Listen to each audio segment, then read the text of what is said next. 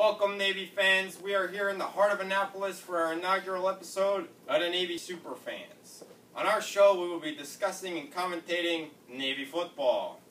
I'm Bob Swatowski, and I'm here with my fellow Navy fanatics, Bill, Joe, how you doing, Bob? And Bill. Hey there, Bob. Unfortunately, none of our Bills are the actual GOAT. GOAT. That's true, Bob. The real GOAT is still in an undisclosed location to keep him safe from those gray hooligans up in New York. Yeah, Joe. Those hooligans can't find a victory, let alone our beloved Bill. How many years has it been since they even won? Well, after this year, Bill, it'll be about a dozen. Ha! I remember the look on that young whippersnapper's face last year after he fumbled the ball on the 15-yard line and lost the game for the Army. That poor young man. But seeing him cry on national television really epitomizes Navy football for the past decade. Plus, if it weren't for him, we never would have won. Right. So I'd like to give this week's shout-out to 2nd Lieutenant Trent Steelman of the United States Army, MVP of the 2012 Army-Navy football game. To Trent Steelman! Come on, guys. Give Army a break. Anyway, let's turn our attention to something more positive, like the breakout quarterback, Keenan Reynolds. Correction on that, Bob. I think you mean King Reynolds. All hail King Reynolds.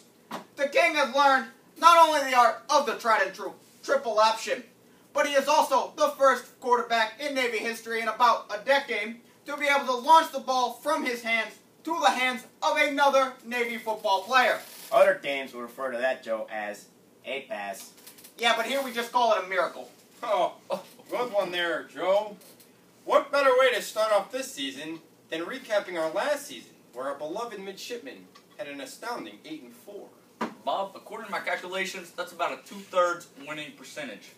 I'm a little confused there, Bill. According to my chart here, I have Navy at an astounding 12-0. Hey, Bill, hold your horses there. Your math is about as good as King Hall's attempt at Chinese food. Oh yeah. Now, although we did not go 12-0, we did bring home a little thing I like to call the POTUS Cup. Bob, or more commonly referred to as the Commander-in-Chief's Cup. The Commander-in-Chief's Cup.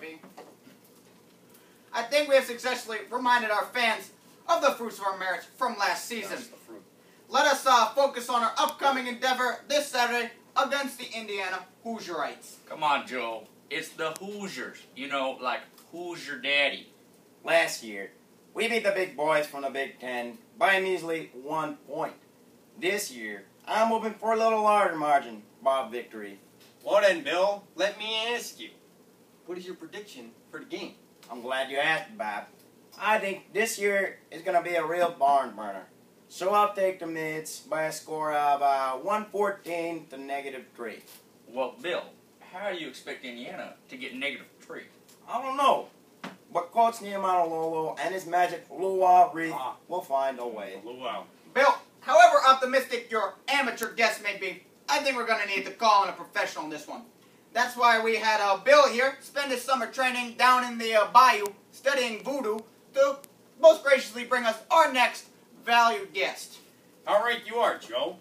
And valued he is. So let me introduce to you the most winningest coach in college football history. The king of the Big Ten itself. And fresh from the grave, Mr. Joe Paterno.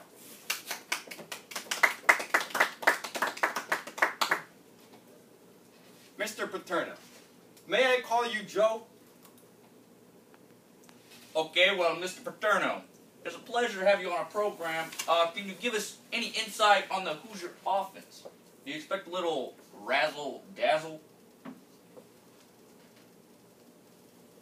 Come on, Coach. I know you don't like to talk much and give away secrets, but we all need the help we can get. I mean, what defense can we expect? Are they going to pull the nickel, the dime? All right. Unfortunately, folks, we're out of time here on our program. Please join us next week as we take on the fearsome Hens of Delaware.